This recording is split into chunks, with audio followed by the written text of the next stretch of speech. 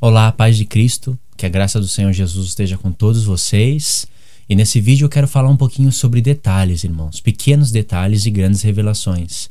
Esse vídeo ele vai ficar um pouco grande, mas eu peço para os irmãos, por favor, assistam esse vídeo até o fim.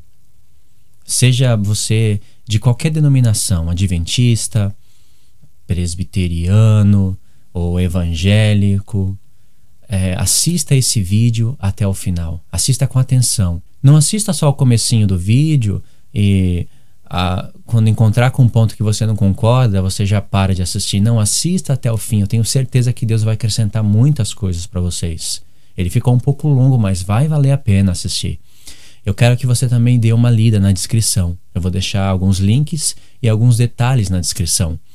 Caso você queira ir direto para o ponto, sabe, caso você queira pular essa introdução e ir direto para o ponto, eu vou deixar aí na descrição também os pontos exatos, os quais eu falo já do assunto direto, para você ver que, para você saber o que está falando mesmo no vídeo, sabe, do que é o assunto. Vai ter os detalhes aí na descrição e eu vou te direcionar direto. Você clica no número e você vai direto para o tempo, para você ver se você quer saber do assunto ou não. É um assunto que eu acho muito importante para a igreja, para todo aquele que se diz filho de Deus, ok? Então eu vou começar com uma pequena introdução. Eu conto com a paciência de vocês, sabe? Gastei tempo para fazer o vídeo. Eu acho que vale a pena vocês gastarem um pouquinho do tempo para assistir esse vídeo. A gente assiste tanta coisa, tanta besteira no YouTube. Assista esse vídeo com paciência, amém?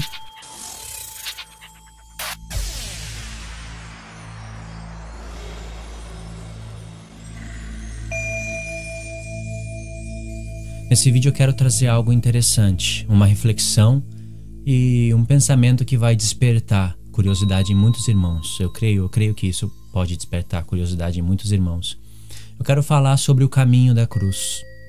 A gente escuta bastante mensagem sobre o caminho da cruz, sobre que nós temos que carregar a nossa cruz e seguir o Senhor Jesus, mas as mensagens mais voltadas para a tribulação ou para renunciar ao pecado são mensagens necessárias. Até a vinda do Senhor Jesus vai ser necessário essas mensagens. E a gente tem que notar também que o mundo, ele vive em guerras, ele vive com ódio no coração, com adultério, com cobiça. Não são todos os homens que matam, todos os homens que roubam, todos os homens que adulteram, mas nós que temos a mente de Cristo, nós sabemos que todos os homens são transgressores da lei. E isso é por não conhecer o caminho da cruz, por não conhecer o sacrifício do Senhor Jesus. E é claro, existe vários tipos de morte, vários tipos de adultério, vários tipos e níveis de cobiça, e guerras e rumores de guerras, e isso é por não conhecer o sacrifício de Cristo. Mas eu quero mostrar também o ângulo da igreja de Deus. A igreja de Deus fala isso, mas a igreja também vive fazendo guerra entre si. E muitas das vezes são guerras necessárias.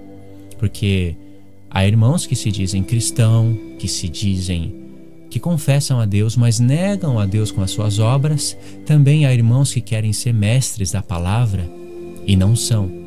Não receberam esse dom de Deus e ensinam coisas que não convêm. E existem guerras, algumas necessárias, porque Paulo fala na igreja de Coríntios que havia contenda entre eles. E Paulo fala, em certo modo, eu creio. E até é necessário que haja isso entre vós, para que os que são sinceros, os que são verdadeiros se manifestem. Ele fala isso, eu acho que a respeito lá da Santa Ceia, que a igreja estava comendo na frente dos irmãos, não esperava, estava enchendo a barriga, se embriagando com o vinho. Tinha irmãos que não concordavam com isso. Então Paulo fala, em parte eu creio que há essa contenda e é até necessário que haja isso, para os fiéis se manifestarem, ficarem manifestos, e os infiéis também ficarem manifestos. E aí Paulo repreende, através do Espírito do Senhor, a igreja. É claro que isso daí é uma coisa mais visível, mas esse mesmo exemplo acontece com o ensinamento da palavra de Deus. Então, a igreja fala muito do caminho da cruz, mas ela mesma não conhece plenamente o sacrifício de Cristo. Porque o sacrifício de Cristo, ele é muito revelador.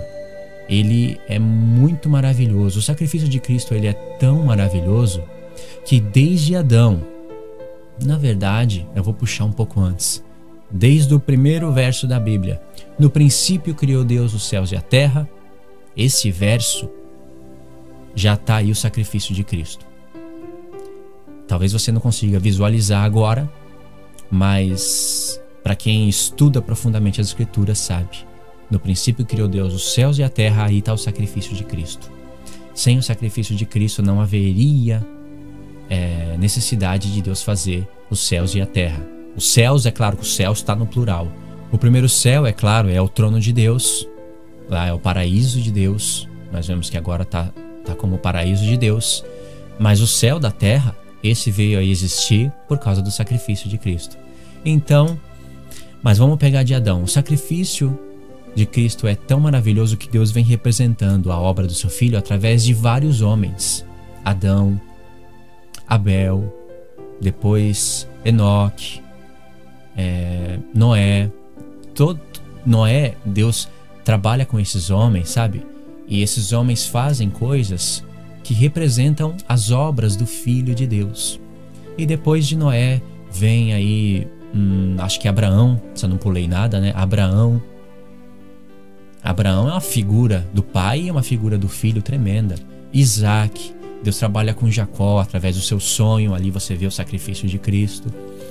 Deus também trabalha com Moisés e Josué. Moisés e Josué é uma tremenda figura de Cristo. Moisés, o mediador da primeira aliança, figura de Cristo, o mediador da nova aliança, a aliança eterna. E depois vem Josué, que o nome verdadeiro é Yehoshua. Nem sei porque está Josué na Bíblia. Poderia estar Yehoshua. Eu só estou resumindo, sabe? Falando um pontinho em cada homem. Depois Deus vai trabalhar aí com vários homens. Eu vou só resumir. Davi é uma figura de Cristo, Salomão.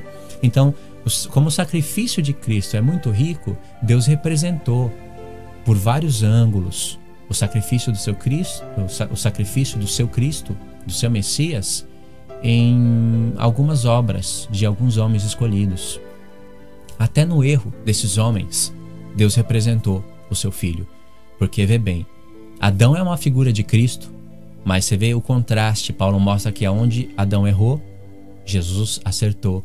Por Adão entrou a morte, por Cristo entrou a vida. E aí segue com muitas mais figuras.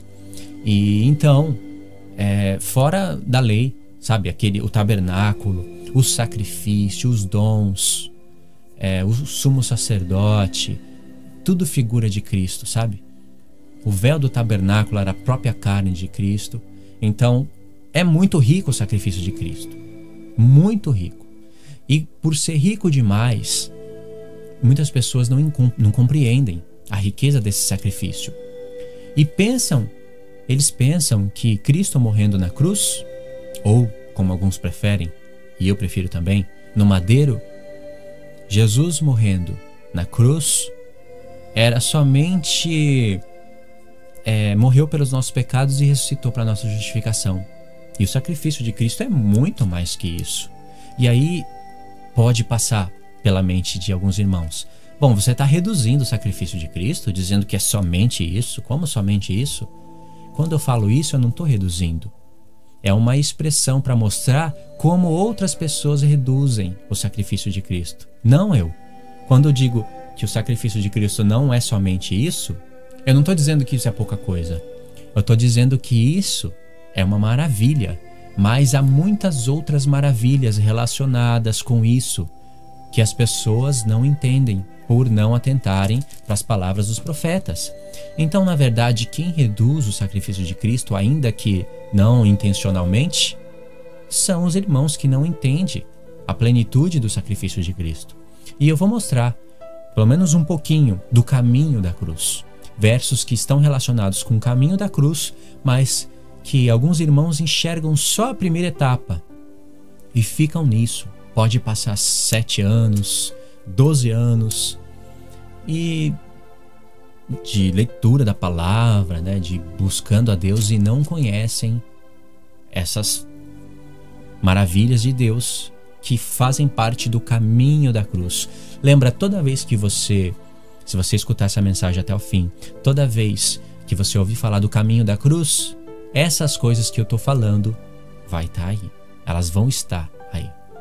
Alguns irmãos não enxergam, mas estão aí.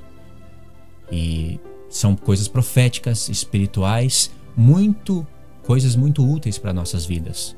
Porém, essas coisas estão em detalhes. São pequenos detalhes que Deus esconde grandes revelações. É interessante, Deus podia esconder as grandes revelações nos grandes detalhes, né? Mas não, Ele esconde as grandes revelações nos pequenos detalhes. E Deus mesmo é detalhista, Ele trabalha com detalhes. De maneira que, se você quiser conhecer as maravilhas da lei de Deus, você tem que se tornar detalhista. E se você conhece o coração de Deus, você vai saber que Deus trabalha nos detalhes. Pensa só, se poucas vezes que a gente lesse a palavra, não, melhor dizendo, se muitas vezes que a gente lesse a palavra nós deixássemos poucos detalhes para trás, isso já faria grande diferença na nossa vida espiritual. Mas imagine o caso em que muitas vezes nós lemos a palavra e nós deixamos muitos detalhes para trás. Então, eu sabendo disso pela própria Escritura, a minha especialidade na palavra de Deus ficou como nos detalhes. É claro que Deus não quer que você se prenda nos detalhes, mas Deus quer que você passe por eles. Deus não quer que você se prenda, fica preso nos detalhes, e tampouco Deus quer que você dê a volta por eles. Por vários motivos, por ser difícil de se entender, por não poder entender, compreender, ou por não querer mesmo compreender e passar reto. Eu vou mostrar aqui como você, e através de outros vídeos, né, eu vou deixar um link na descrição, um vídeo correlacionado com esse. Seria bom que você assistisse outro vídeo também, esse vídeo, que eu vou deixar na descrição, tá? Na descrição também eu vou deixar assuntos específicos. Por exemplo, se você querer pular essa introdução que eu tô dando e ir direto pro tema para saber o que eu tô falando, eu vou deixar lá na descrição. Não sei se vai aparecer já, mas com o tempo eu vou passar no meu vídeo e vou trabalhar um pouquinho para você ir direto pro ponto e direto pro tempo. Você clica no número e vai direto pro tempo para saber o que eu tô falando no vídeo. Então eu quero mostrar os detalhes do caminho da cruz do Messias. Eu quero começar, eu separei aqui, separei 2 versos, eu separei só Oséias 6, do 1 ao 3 e Efésios 2, do 5 ao 6, que na verdade são os versos que eu uso no link